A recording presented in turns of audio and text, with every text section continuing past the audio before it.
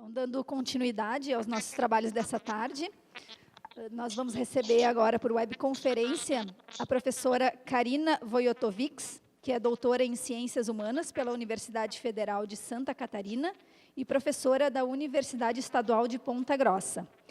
Em seguida, nós vamos ouvir a professora Graziela Bianchi, que é doutora em Ciências da Comunicação pela Universidade do Vale do Rio dos Sinos, Unicinos, e também é professora da Universidade Estadual de Ponta Grossa. Professora Karina, nos ouve? Sim, ouço sim. Boa tarde a todos e todas. Boa tarde. Quando quiser começar, fique à vontade. Ótimo. Bem, boa tarde, então. Quero agradecer pela gentileza do convite do professor Effendi para participar, né, pela primeira vez desse colóquio de investigação crítica, né, fico bastante feliz por essa oportunidade. E aí vou tentar seguir aqui rigorosamente o tempo, porque eu sei que vocês estão também na correria aí para dar conta da programação, né? O que eu vou trazer hoje, então, é uma discussão sobre esse campo específico de interesse, né, de atuação, na verdade, que seria a mídia alternativa, trazendo algumas referências e alguns aportes que envolvem como ela vai se desenvolvendo tanto em termos teóricos, como também subsidiando as práticas de movimentos sociais. E aí a ideia é relacionar esse aspecto com o que a gente pode chamar de um ativismo feminista na América Latina, que tem uma história, que tem uma tradição e que tem um marco muito importante, né, associado ao próprio uso das tecnologias para essas práticas, então, de comunicação alternativa.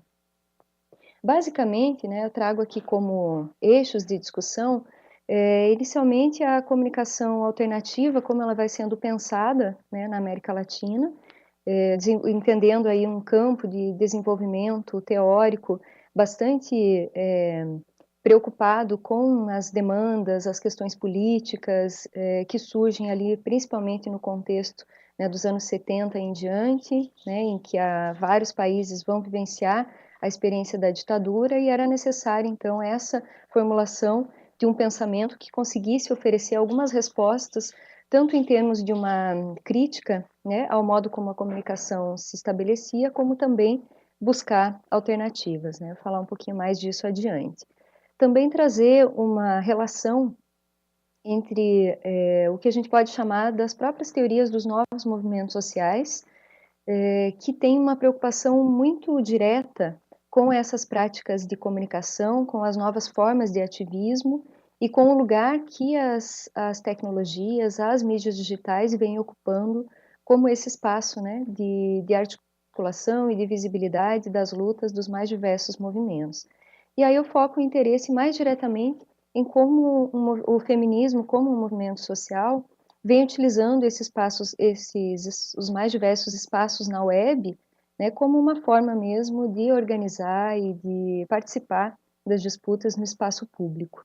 E aí, por fim, a ideia é amarrar essa relação, essa discussão sobre mídia alternativa, entendendo que existem hoje uma série de experiências nos mais diversos países que vão trazer, não exclusivamente na mídia alternativa, mas eu estou entendendo que ela se torna um espaço fundamental em que essa perspectiva de um jornalismo com perspectiva de gênero pode se desenvolver. Então, seria falar um pouco sobre algumas experiências mais para exemplificar a forma como elas têm funcionado e principalmente os desafios que a gente pode encontrar, né, hoje. Então, apenas como uma referência, né, muito breve aqui a esse marco teórico que eu mencionei há pouco, das teorias latino-americanas, né, a gente poderia desdobrar basicamente em dois eixos principais, né, ou duas reflexões centrais que fazem parte da formulação desse pensamento. Uma é essa perspectiva crítica em relação aos meios hegemônicos, porque afinal os interesses que eles representam e a forma como a comunicação acaba servindo para fortalecer, né, regimes autoritários, né, isso demandou, de fato, toda uma compreensão sobre o funcionamento da mídia, e, por outro lado também, ou até mesmo como um desdobramento dessa percepção crítica, a necessidade da proposição de uma prática, né, comunicativa com um viés de contestação e de emancipação que fez parte de muitas experiências, né, associando essas duas questões, a prática e a reflexão teórica em torno dessas experiências. E aqui a gente vai encontrar, né, vou fazer uma menção muito breve mesmo, a algumas dessas contribuições que vão ser super importantes na formulação dessa busca de alternativas e busca, na verdade, de outros processos de comunicação que pudessem estar mais articulados com os próprios movimentos de resistência. E aqui a gente encontra a referência ao Luiz Ramiro Beltrán, com aquela noção de uma comunicação horizontal, né, como um processo mesmo dialógico, participativo, que vai embasar muitas experiências, né, que entendiam essa importância de espaços de comunicação que pudessem também acontecer ali no ambiente face a face e como espaços mesmo de emancipação, né. Também as várias experiências que, entre outros autores, né, vai ser trabalhada pelo Mário Kaplun, que ao falar sobre as práticas dos jornais nos bairros e as formas de se pensar a comunicação popular, né, também abre espaço para toda uma formulação que vai trazer esse campo de atuação envolvendo a comunicação comunitária, a comunicação popular, a comunicação então formulada e com uma grande participação, né, das pessoas e dos grupos organizados nesses processos, que acabaram também fazendo frente a uma comunicação hegemônica. E um outro termo, que é aquele que eu acabo utilizando aqui e tomando como referência para tentar pensar hoje que práticas de comunicação, né, temos como referência, que seria o termo comunicação alternativa, né, que também é desenvolvida por vários autores daquele período e que também, né, continuam hoje refletindo sobre essas dinâmicas, essas formas de pensar a comunicação. E entre outros, né, vou destacar aqui os trabalhos da Regina Festa, que se ocupou desse tema da comunicação popular e alternativa no Brasil, Fernando Reis Mata, né, com essa referência também da comunicação alternativa e contra-hegemônica no Chile, e o Greenberg, que vai ajudar na própria elaboração desse conceito de alternativo, sobretudo compreendendo que o que mais caracteriza esses meios é o seu conteúdo contra-hegemônico.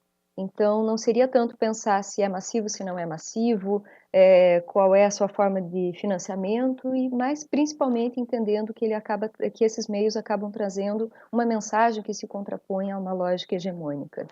Então, essas referências, né, elas me parecem importantes e necessárias aqui, para a gente pensar em torno dessa abordagem e desse conceito mesmo do jornalismo alternativo. Então, entre algumas referências ou características que a gente poderia chamar dessas práticas de comunicação, estaria um contraponto ao sistema midiático dominante, né, e um espaço que acaba sendo bastante apropriado para os movimentos e para os coletivos, né, se organizarem e produzirem um discurso próprio, uma relação de uma independência política e econômica, o conteúdo contra-hegemônico, que, né, comentei há pouco, que seria uma das principais referências para a gente entender o próprio sentido e a importância que essas práticas de comunicação alternativa passam a desenvolver, e também a forma como estariam voltados a parâmetros que são diferenciados dos meios tradicionais, que muitas vezes, né, vendem uma ideia, uma imagem ligada ao ideal da objetividade, da imparcialidade, e que, diferentemente disso, vão se posicionar frente à realidade. E a questão aqui, né, que me parece importante demarcar, é compreender que esse jornalismo chamado ativista, né, esse jornalismo alternativo que vai servir como porta-voz dos movimentos sociais, na minha leitura não deixa de ser jornalismo por ser posicionado, né? Se trata apenas de uma outra referência, um outro parâmetro que não aquele de um modelo de jornalismo, né, comercial que historicamente foi se constituindo numa sociedade capitalista. Então, é um pouco dessa trajetória, né, que vem como contribuição e como marco as experiências que foram contribuindo para a gente entender a importância dessas práticas e como elas se elaboram, que a gente poderia, então, relacionar à comunicação alternativa hoje. E aí não há como desconsiderar, né, que no século XXI, e em especial, né, a partir da Web 2.0, a gente passa a ter um processo de apropriação das tecnologias nas próprias práticas dos movimentos, né? E isso redimensiona, modifica e dinamiza de uma forma muito significativa a própria prática e as formas de luta e o modo de se estabelecer algumas disputas no que diz respeito à atuação dos movimentos sociais. E essa mudança, né, para um processo mais horizontalizado, que esses chamados novos movimentos sociais, né, que têm aí as suas pautas e as suas lutas de caráter cultural ganhando bastante expressão, vão trabalhar nessa ideia mesmo de uma comunicação que acaba servindo como parte das suas próprias lutas, que funciona dentro de um modelo, então, mais horizontalizado, e que tem como intenção trazer e fazer repercutir principalmente as chamadas lutas identitárias, né? Então, a gente teria uma configuração de um tipo de ativismo que vai se valer tanto daquele ambiente das disputas tradicionais, que né, historicamente fizeram parte de todo tipo de atuação dos movimentos, mas que também demanda toda uma lógica de envolvimento e de forma de luta que vai vai se estabelecer a partir do chamado ciberativismo. Então, a gente tem movimentos que vão atuar simultaneamente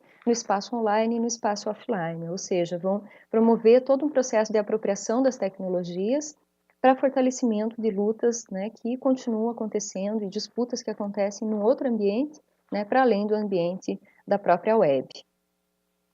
E aqui que eu gostaria de inserir, então, essa relação entre a comunicação e as demandas que envolvem as questões de gênero, né? Uso o termo gênero para fazer referência tanto a essas lutas e disputas que vêm na base do próprio movimento feminista, mas entendendo que passam a incorporar também outras questões e demandas de grupos LGBT, né? E questões, então, mais amplas no que se refere ao próprio direito das mulheres. E aí, no que se refere a esse tipo de demanda, a comunicação há bastante tempo é não apenas praticada, mas também refletida, né, como esse lugar que o tempo todo demanda uma crítica de mídia.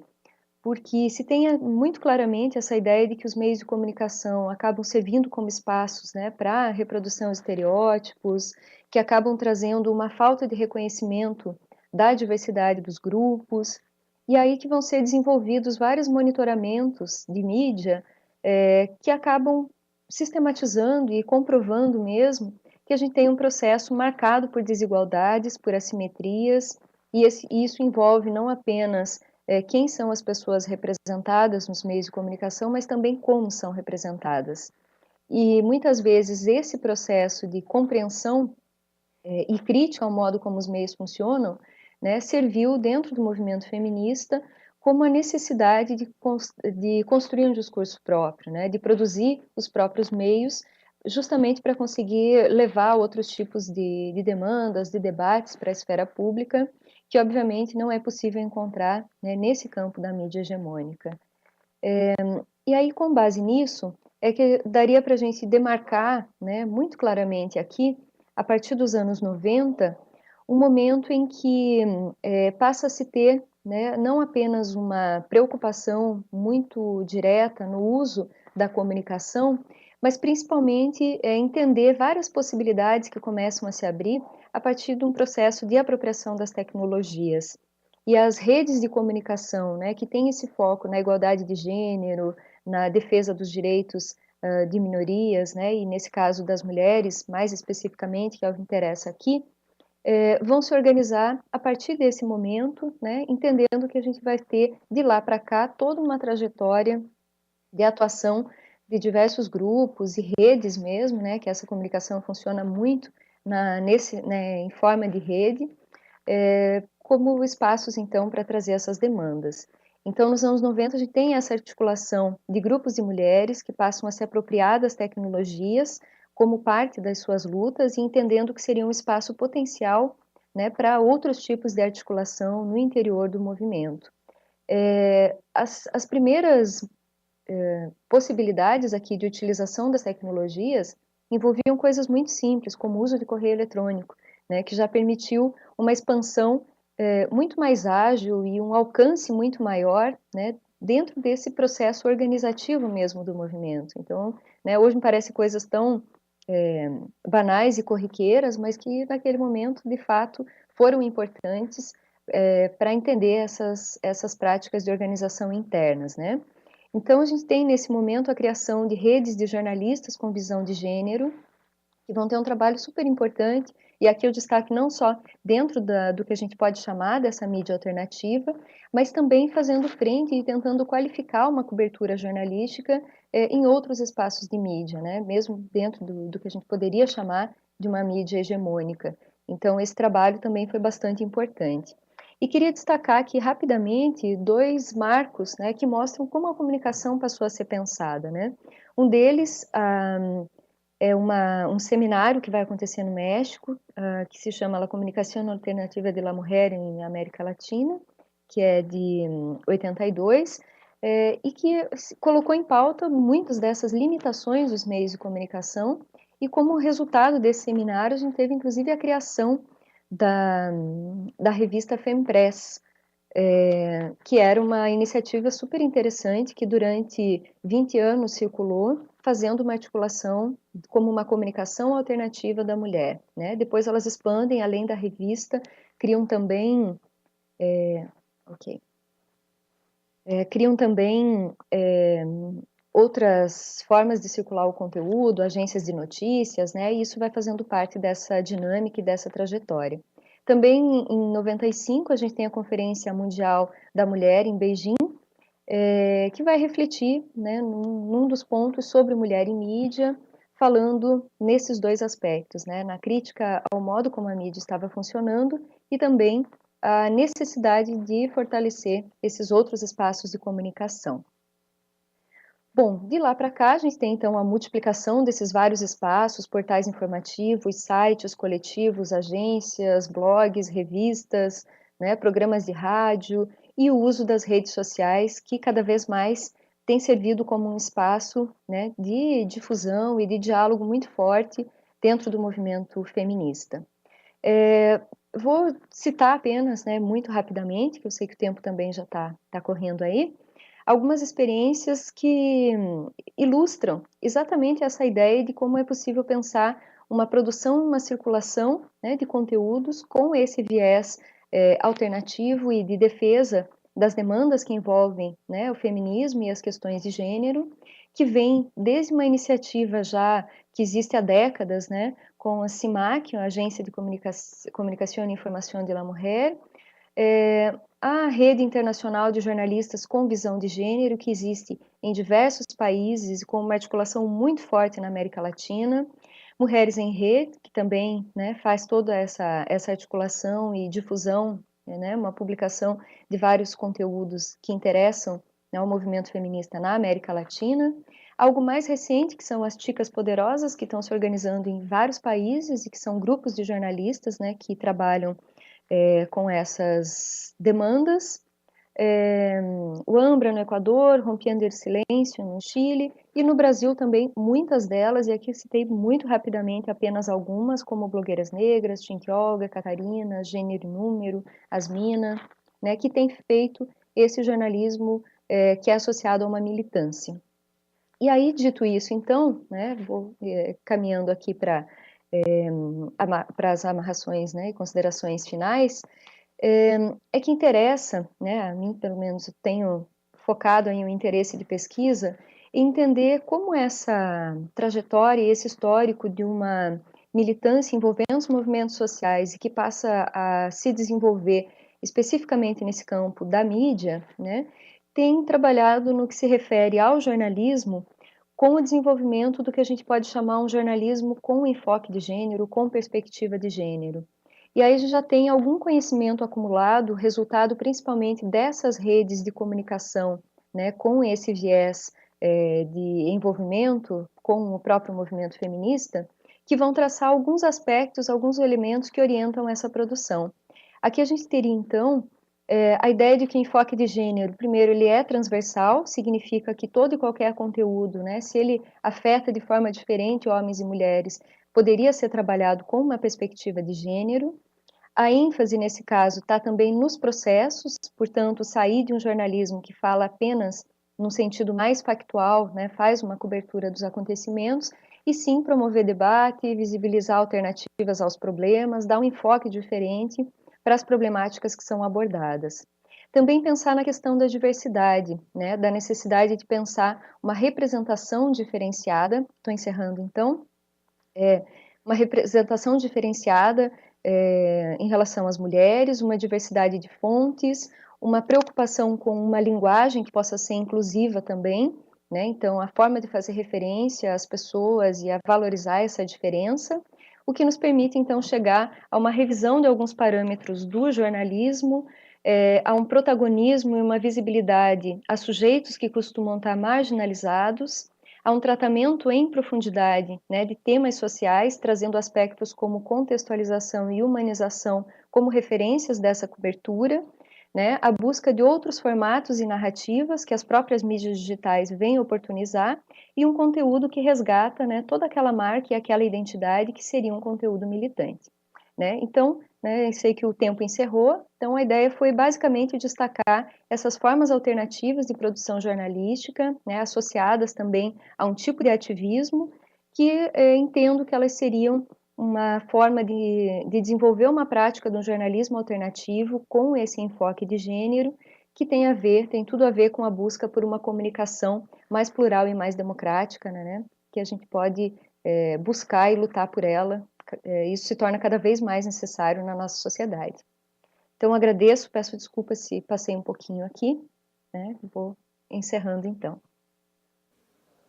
Então, nós vamos nos conectar agora com a professora Graziela Bianchi, e aí, ao final da apresentação, nós abrimos para um bloco de perguntas para vocês duas. Então, eu peço que você continue conectada conosco também, tá bom? Professora Graziela, quando se sentir à vontade, pode iniciar. Tá bom, então. Uma boa tarde a todos e todas. É uma satisfação participar de mais uma vez do colóquio. Eu tive participando desde a primeira edição, mas dessa vez, infelizmente, não pude comparecer na Unicinos, né? Mas, de toda forma, eu agradeço pelo acolhimento de sempre, que eu sei que os colegas do Processo Com, né, tem esse evento como um dos importantes eventos do grupo, e eu fico muito feliz de poder participar novamente. Antes de começar a minha exposição, só queria agradecer brevemente aí o apoio, principalmente da Raquel, que possibilitou aí os testes e os contatos, e também parabenizar o professor Efendi pela menção honrosa no Prêmio Compós, ele e o seu orientando Felipe. Então, é uma notícia que nos alegra muito no Processo Com, né? Mas esse reconhecimento, então, parabéns aí para os colegas, tá? Bom, então, a respeito da minha exposição no evento de hoje, eu, inclusive, estava fazendo aí um balanço da minha participação nos eventos anteriores, e percebi que tem uma diversidade de temáticas aí que eu acabo abordando, o que reflete também a nossa multiplicidade de tarefas, de trabalhos e de investigações, né? Então, não sei se vocês têm o slide aí, se vocês quiserem colocar. Eu trouxe para a gente pensar um pouquinho hoje sobre uma investigação que está em curso a partir do grupo de pesquisa que eu coordeno aqui na Universidade Estadual de Ponta Grossa, que é o grupo de pesquisa em mídias digitais. Então, a nossa abordagem principal tem sido relacionada às questões da convergência, né? E é um pouquinho a respeito disso que eu quero tratar com vocês, assim, pensando em algumas questões preliminares, no sentido de que elas estão em curso ainda, né? É uma pesquisa que está em desenvolvimento, né? Então, eu denominei aí os processos de convergência exigências e descompassos, e aí talvez eu consiga abordar um pouquinho o que eu estou entendendo sobre isso, tá? Então, na verdade, essa pesquisa, ela é realizada, como eu disse, no âmbito de um grupo de pesquisa. Então, a coordenação é minha, mas tem vários pesquisadores envolvidos, alunos do mestrado, alunos da graduação, outros professores da UEPG também. E esse trabalho ele está então relacionado a essa pesquisa que tem como título a convergência nos processos de produção jornalística, uma perspectiva local, regional e nacional. Essa é uma pesquisa que o grupo foi contemplado a partir de um edital que a gente concorreu na Fundação de Pesquisa aqui do estado do Paraná, e a partir daí a gente começou a desenvolver essas atividades, né? Então, na verdade, a gente está no último ano da pesquisa, né? Mas ainda tem bastante trabalho pela frente até esse encerramento, né? Então, por que a gente está interessado em pensar nesses processos de convergência, né?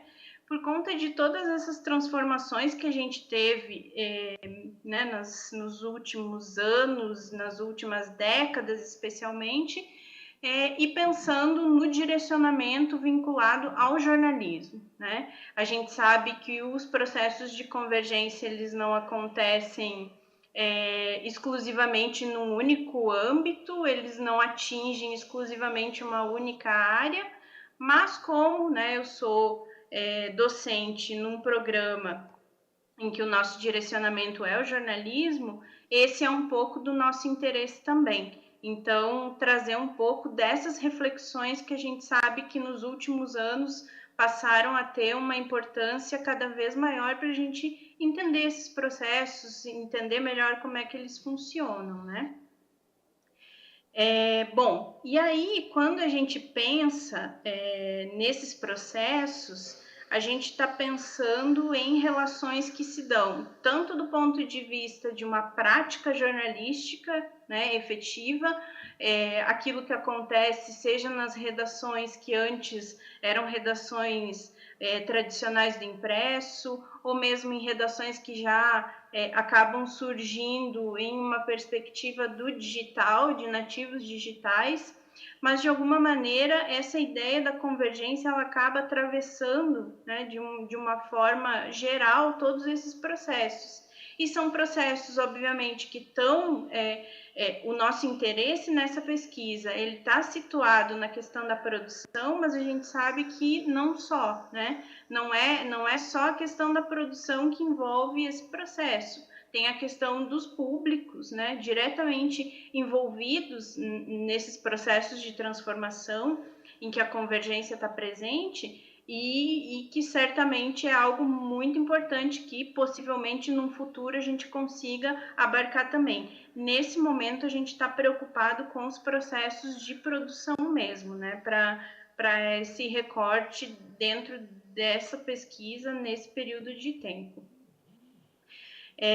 E aí, então, o nosso recorte, ele passa a ser a partir de uma base de produção, de um entendimento de uma base de produção, de um entendimento de um direcionamento de pautas e um direcionamento de públicos, né? Um público presumido, né? Muito a gente tem relação ainda, e aí a gente quer entender também como é que no final da pesquisa a gente vai ter esses dados, o que eles vão também apontar para a gente, vão mostrar para a gente, questões que ainda possuem um vínculo com processos, digamos, anteriores a isso que a gente está entendendo pela convergência, né? Então, processos que nascem anteriores ao desenvolvimento digital e a esse uso, principalmente no jornalismo, mas que se transformam hoje muito rapidamente. Então, quando eu digo que a gente tem essa relação, né, anterior, por conta dessa abrangência que a gente situa numa ideia de localidade, numa ideia de regionalidade e numa ideia de nacional. E aí também a gente vai ver como é que essas transformações se dão. Por isso que eu estou falando para vocês, que esse pressuposto ele parte de uma base de produção, ele parte de uma ideia de organização dessas empresas e de uma organização de um público presumido, mas que a gente percebe que vem sofrendo transformações também, né? Ainda que nessa pesquisa o nosso enfoque não seja o público, mas a gente já consegue visualizar algumas questões nisso tudo, né? Então, o nosso trabalho ele vai estar situado pensando e tentando entender esses processos dentro das empresas, dentro das redações, mas para isso, então, tem um trabalho todo direcionado para essa parte, mas também a gente sentiu a necessidade de fazer um trabalho que fosse direcionado a pesquisas que estão sendo realizadas nessa área, especialmente nos últimos anos, né? A gente definiu um recorte dos últimos 5 anos, para tentar entender a relação entre essas discussões que passam a acontecer de um ponto de vista acadêmico e do que acaba acontecendo e do que a gente acaba evidenciando e relacionando numa experiência mais empírica com os veículos jornalísticos, tá? E aí, né, aí eu trago só um pequeno trecho aí da Adriana Barsotti, que ela vai falar desses processos invisíveis, né, que eles vão sendo tecidos continuamente e que a gente tem a necessidade de entender como que eles se dão, de que maneira eles se relacionam, né? Então, é um pouco nessa perspectiva também que a gente atua na pesquisa. Bom, então, como eu falei para vocês, é uma abordagem que ela é realizada em diferentes âmbitos, né? Pensando nessa base de produção, pensando no direcionamento de pautas e também no direcionamento de público. E nessa perspectiva do local, regional e nacional, a pesquisa se situa, então, aqui na cidade de Ponta Grossa, com um dos veículos daqui, que é o Jornal Diário dos Campos, que é um jornal centenário aqui na cidade, né, e que tem toda uma história que foi construída a partir de impresso, e aí ele acaba tendo que se tornar convergente nesse processo, né? Então, essa situação que a gente vivencia aqui muito próximo de nós. Inicialmente, quando a pesquisa foi escrita, quando ela foi submetida, inclusive, a esse edital, que a gente acabou obtendo aí um recurso, né? A nossa ideia era trabalhar com o jornal Gazeta do Povo, né? A partir da ideia do jornal que, né, também passou por um processo de convergência. No entanto, eu acho, não sei se vocês aí acompanham mais diretamente, os processos que acabaram acontecendo, especialmente a partir de 2017, com o jornal Gazeta do Povo, né? Principalmente no seu direcionamento de produção de conteúdo relacionado e alinhado ideologicamente a partir de um viés que muitas vezes se contradiz com uma série de questões jornalísticas, né? Mas não foi essa, na verdade, só a única razão que nos fez mudar um pouco o percurso. Mas pelo fato de que nessa mudança, a partir de 2017, quando eles terminam com o seu jornal impresso diário e passam a ter unicamente a plataforma digital, exceto uma edição semanal que eles, né, chamam assim, edição semanal, quando na verdade é muito mais próximo de uma revista do que de um jornal, né?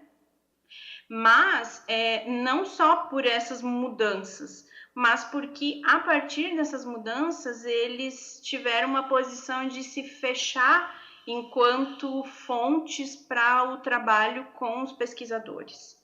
Então, assim, a gente fez muito contato com eles, a gente tentou por várias vias, né, institucionais, tentando pensar institucionalmente e trabalhar com o veículo, né, até para entender esse processo que para nós seria de muito interesse compreender essa transição toda, pensando no nosso caso, especialmente na convergência, mas eles simplesmente se fecharam e eles não aceitam mais a questão de pesquisadores na redação, eles não retornam.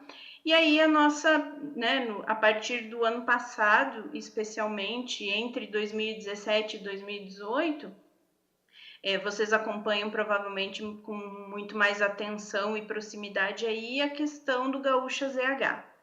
Então, é um veículo que tem uma abordagem que se relaciona com a questão regional também, a princípio, né? E que de alguma maneira nos interessa. Então, a gente realizou na pesquisa essa substituição. E como uma abordagem de um ponto de vista nacional, nessa perspectiva, né, que eu tinha falado para vocês, a Folha de São Paulo. Então, esses são os nossos três espectros assim de locais onde a gente está voltando o nosso olhar nessa pesquisa da convergência, tá? E aqui eu trouxe um pouquinho de quais são os principais pontos, né? Algumas das principais questões observáveis, assim, né? Então, entender como é que essa convergência ela é planejada e organizada, né? Perceber como que a atividade jornalística, em que pontos a gente consegue perceber de uma maneira mais efetiva ou às vezes mais sombreada como que essa convergência se dá nesses processos produtivos, né? As relações dentro dos diferentes espaços ocupados pelos diferentes profissionais dentro desses espaços de redação, como é que isso acaba se dando, essas diferenças, possibilidades, muitas vezes até conflitos que acabam existindo, né? Então, isso também nos interessa, além de pensar, de alguma maneira, aquilo que talvez sejam estratégias, a gente chamou, talvez, de inovadoras nesse sentido, né? Então, quais são os trânsitos que a gente vê nesse processo de convergência, quais são possibilidades de avanço que a gente consegue perceber, né? E de uma maneira, né, assim, tentando também organizar esses três momentos dessas três redações. Beleza, obrigada. Tentando visualizar como é que a gente pode encontrar pontos de relações, né? Ao final da pesquisa, isso nos interessa também. Pensar se esses pontos que a gente situou primeiramente na pesquisa como sendo de interesse, né, dessas bases de produção com caráter local, regional, nacional, se isso ainda faz sentido, de que forma isso faz sentido, como é que essas relações se dão. Então, é um pouco das questões que a gente acaba enfrentando na pesquisa, né? Então, já indo aí para os meus momentos finais da apresentação, como eu falei para vocês, é um trabalho que ele está em curso, né? A gente tem até o final desse ano para avançar, e aí provavelmente em uma outra oportunidade eu vou ter condições de trazer dados mais organizados e comparados, inclusive, dessas realidades presentes, né?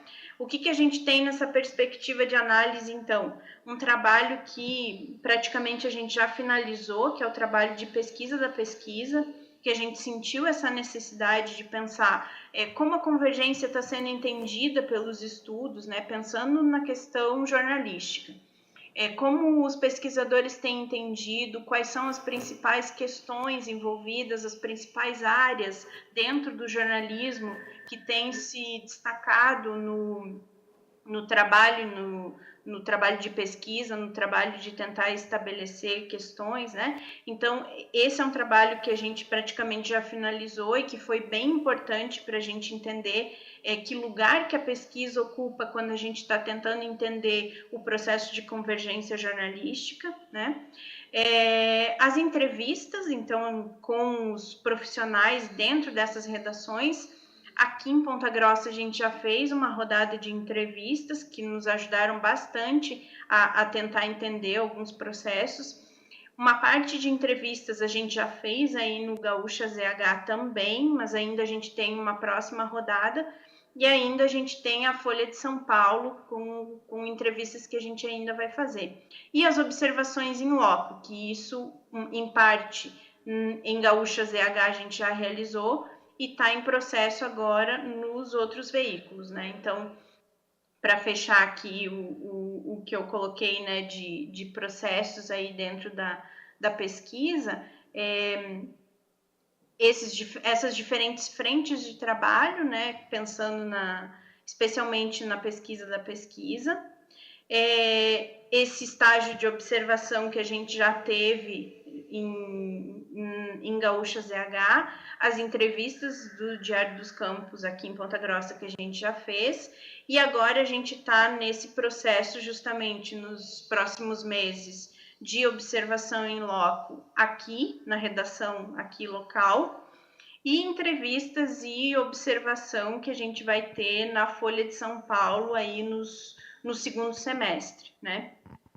E aí a gente vai ter condições de justamente avançar nessas reflexões em torno desses processos da convergência. Então, assim, gente, em linhas gerais, por conta de o processo estar transcorrendo, aí se vocês tiverem dúvidas, enfim, eu posso ir explicando para vocês.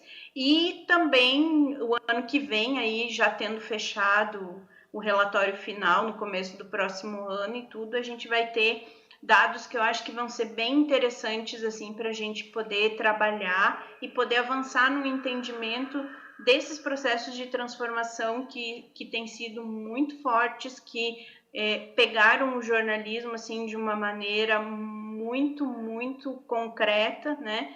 E que tem se processado continuamente. Então, pelo menos aí num recorte de tempo que a gente consiga compreender algumas questões, eu acho que é uma contribuição que a gente pode dar. E é importante ressaltar que é um projeto, uma pesquisa que está sendo desenvolvida conjuntamente. Então, assim, é muito trabalho, sozinha eu não conseguiria dar conta.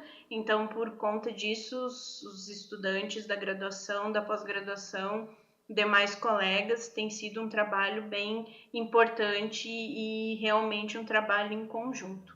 Então, eu agradeço a atenção de vocês e estou à disposição depois para as perguntas. Obrigada.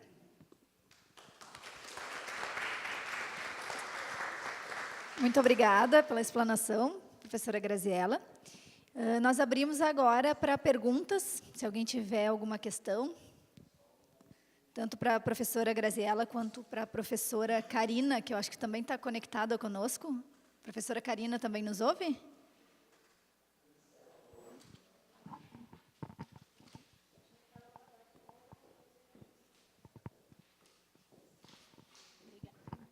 Oi, eu estava ouvindo, mas o áudio estava desconectado. Estão me ouvindo agora? Sim. Ótimo. Posso fazer? Ok. Oi, professora Karina. Eu sou a Franciélia, que é aluna do Unicinos, e eu queria fazer uma pergunta em relação... Citaste algumas iniciativas de jornalismo feminista, e eu queria saber se chega a fazer alguma análise de como esses grupos têm trabalhado com as questões de gênero e de comunicação, se a senhora consegue fazer uma aproximação e observar como eles têm trabalhado.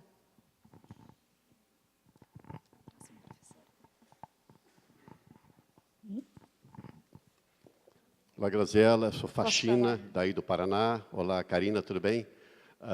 Tudo bom, Graziella, tudo legal. Quero acompanhar bem sua pesquisa, me interessa muito, Graziella. Ao longo do ano, quero acompanhar daí de perto.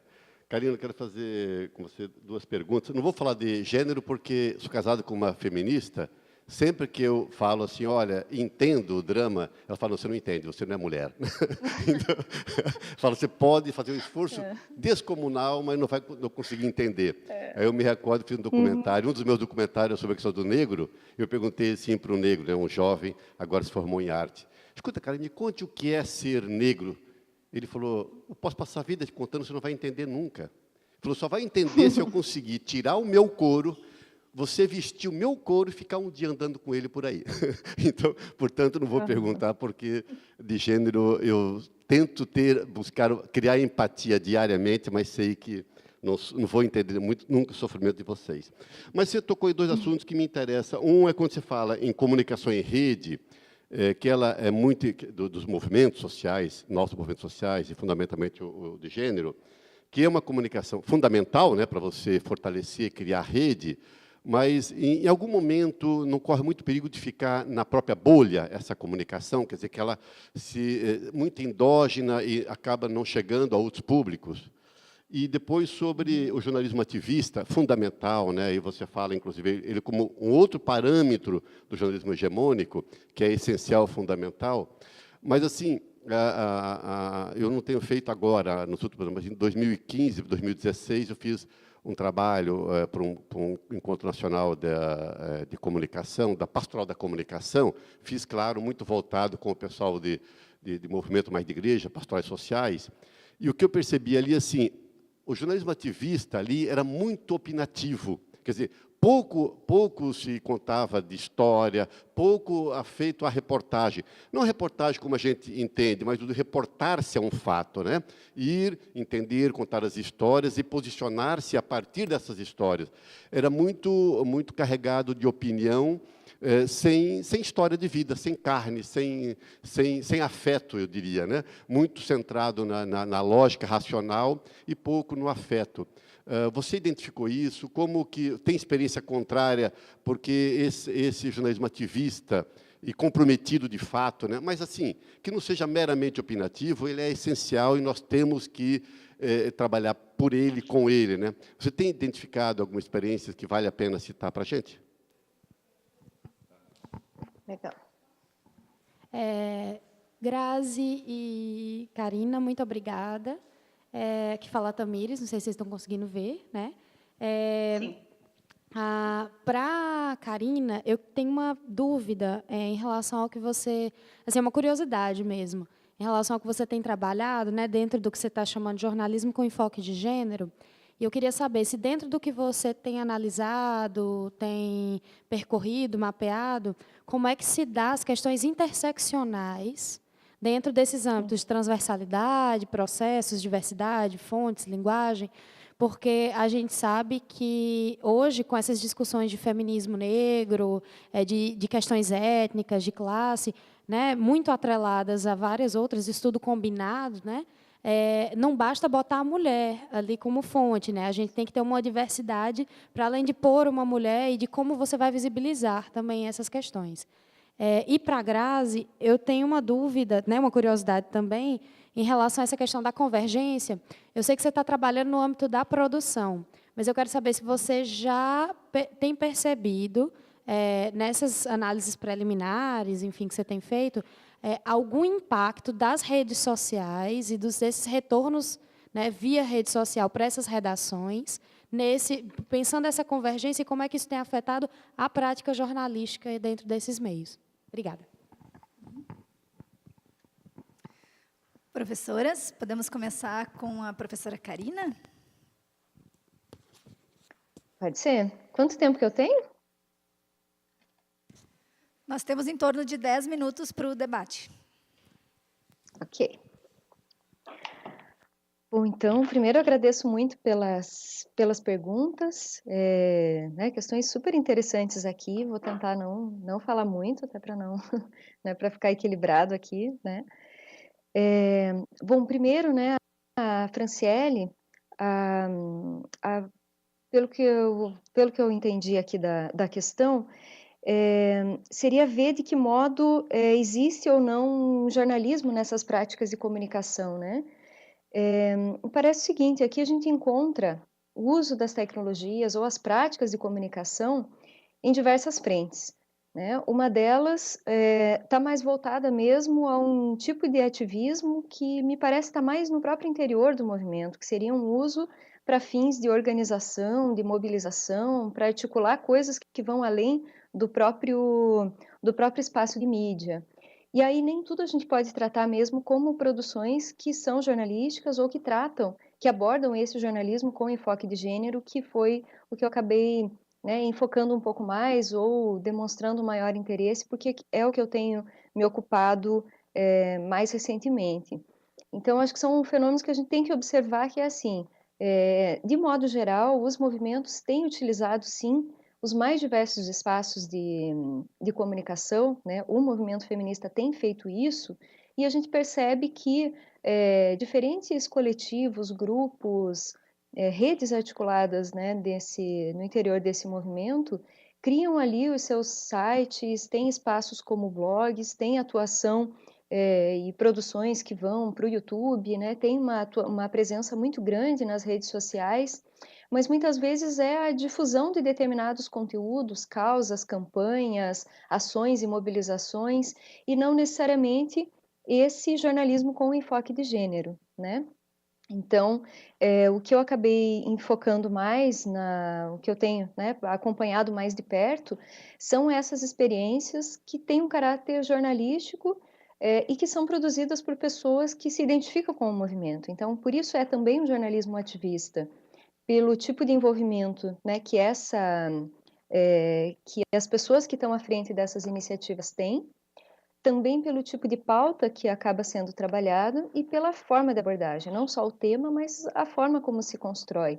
E aí que, quando a gente fala desse jornalismo com perspectiva de gênero, não dá para dizer que ele é nem uma teoria, nem uma especialidade, né? Ele vem mesmo como uma prática, como um tipo de olhar, né, para o fenômeno jornalístico sem desconsiderar uma prática que é a jornalística, portanto, e aqui já emendo um pouco uma questão que o Faxina também trouxe, né? O que existe de fundamento jornalístico ali, e a ideia é, de fato, reconhecer práticas que tenham uma apuração, que trabalhem nesse princípio de trazer mesmo uma diversidade de fontes, que tenham uma característica de pluralidade, que tenham um tratamento em profundidade dos mais diversos assuntos, porque do contrário a gente também não pode dizer que se trata de jornalismo, né? De jornalismo com perspectiva de gênero. Se trata de um tipo de militância feminista que vai se utilizar de determinados espaços de mídia,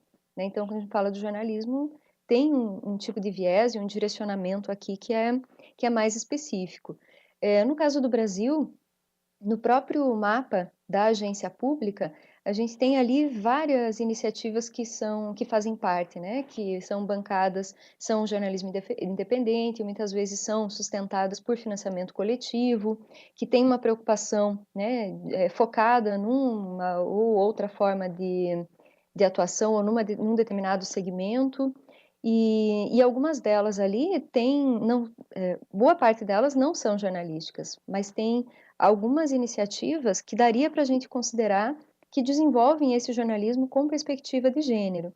Na verdade, meu interesse nesse assunto veio de uma pesquisa que eu fiz no ano passado, né, numa curta experiência aí de um estágio de pós-doutorado no Equador, em que eu foquei duas experiências que, diferentemente de trabalhar um jornalismo não, uma produção de comunicação essencialmente opinativa, que está ali naquele princípio de defender uma determinada causa, deu para perceber de uma forma bastante conjugada como essa militância é trabalhada do ponto de vista jornalístico, né? E é isso que me interessava descobrir, se dá para a gente falar que é jornalismo, né? E a intenção foi apontar que sim.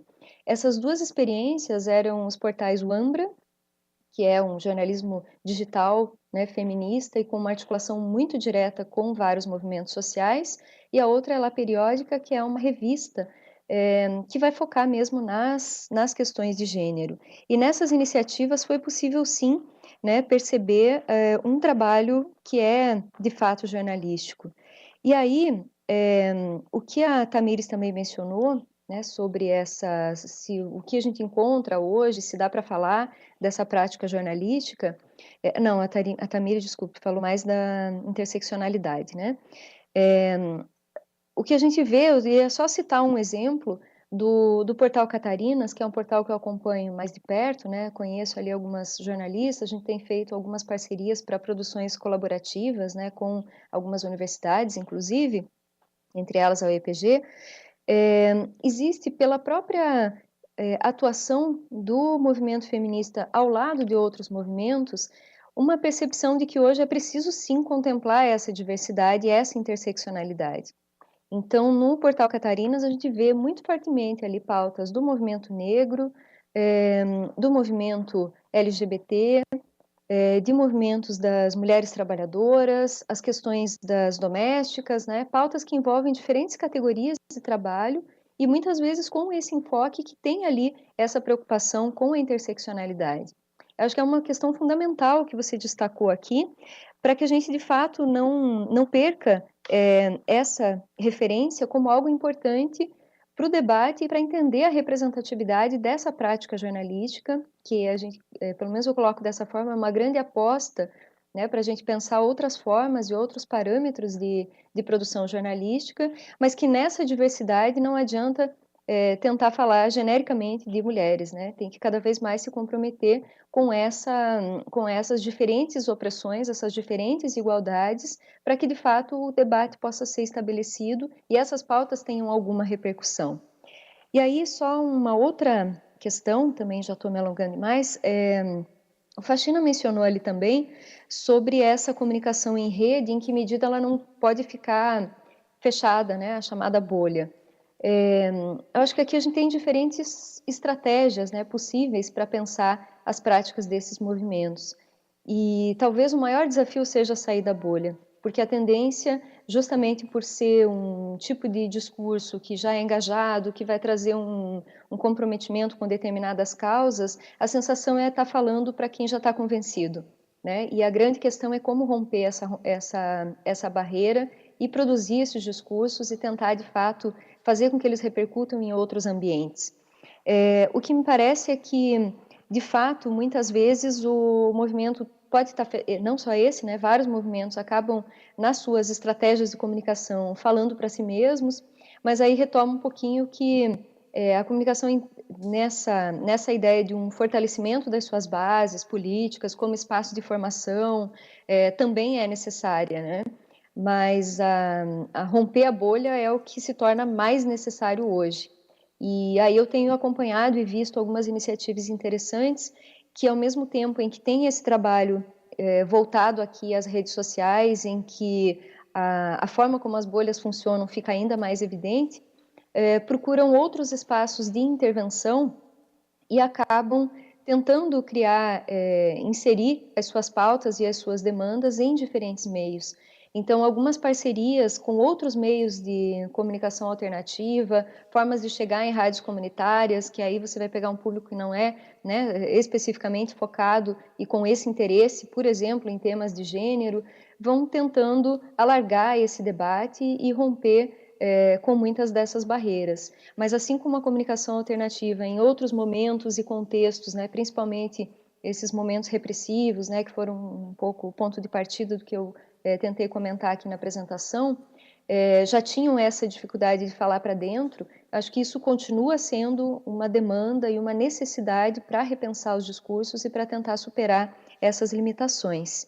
Então, assim, não sei se eu respondi tudo, mas tentei cercar algumas coisinhas que me pareceram importantes do que vocês mencionaram e questionaram aqui, ok? Mas fico à disposição, se tiver um tempinho ainda, posso retomar algumas coisas.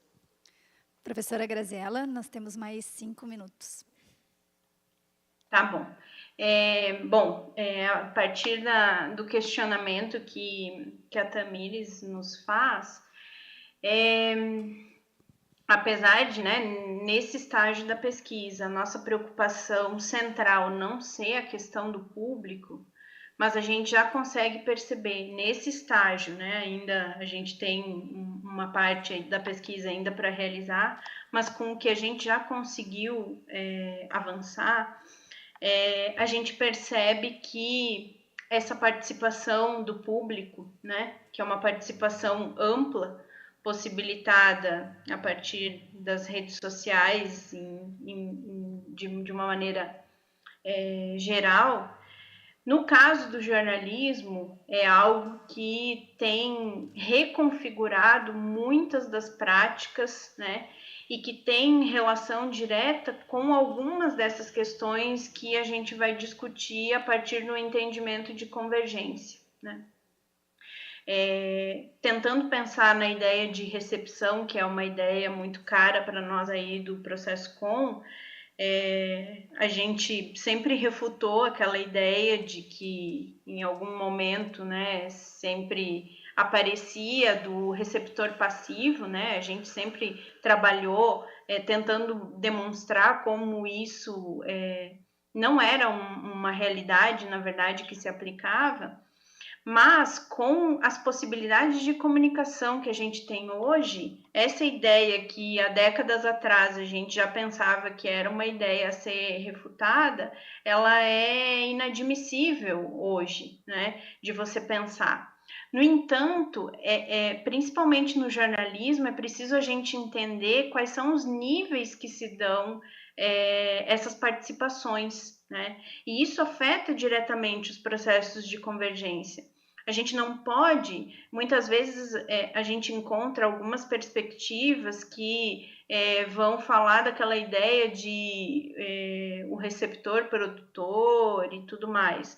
No caso, não posso falar exatamente sobre outras áreas em que a convergência se dá, né, que não a do jornalismo. Mas pensando no que a gente está debruçado e tentando entender, no caso do jornalismo, a gente não consegue estabelecer, digamos, essa paridade total de relações. O que acontece existem, né, principalmente por conta das redes sociais, da dinamicidade que elas colocaram aos processos jornalísticos de uma maneira geral, isso a gente não desconsidera. Só que tem níveis, tem diferentes níveis, né? E isso se coloca de uma maneira muito evidente de como essa participação interfere nos processos. E sim, ela interfere de uma maneira muito ativa, né? Principalmente numa concepção que a gente tem percebido de embaralhamentos, de confusões, de certos deslocamentos de foco, principalmente na discussão do que é o interesse público do jornalismo e o que é o interesse para esse público, né? A gente tem uma diferença muito significativa nessa conceituação e a gente entende que aí tem uma série de questões para a gente entender melhor, né? Esse público, ele demonstra uma série de interesses, né? E esses interesses agora vêm à tona por conta da questão da participação, da visibilidade, de tudo isso. Agora, de um ponto de vista jornalístico, né? O que tomar para si na sua produção nesse viés de relação entre interesse público e interesse do público, né? A ponto de, em algumas das observações que a gente já tem feito, assim, isso ser realmente problemático, né? Os processos alguns processos da audiência se colocarem em termos de muito mais em termos de volume e de para onde correm os fluxos de organização, enfim, de o jornalismo muitas vezes se deixar levar. E aí a questão qual é o papel, né, do jornalismo hoje, né? Qual é a sua natureza perante essas transformações? E eu acho que a relação com o público e essas possibilidades de participação, elas têm sido cruciais para a gente olhar, né? Ainda que nesse caso nosso não vai dar para a gente olhar em profundidade, mas uma série de pistas a gente vai conseguir compreender. E sim, tem muita interferência, tem uma relação muito forte aí, e que, no caso do jornalismo, tem sido muito complicada e muito prejudicial para uma série de questões, tá? Então, acho que seria mais ou menos nesse sentido do que a Tamires perguntou.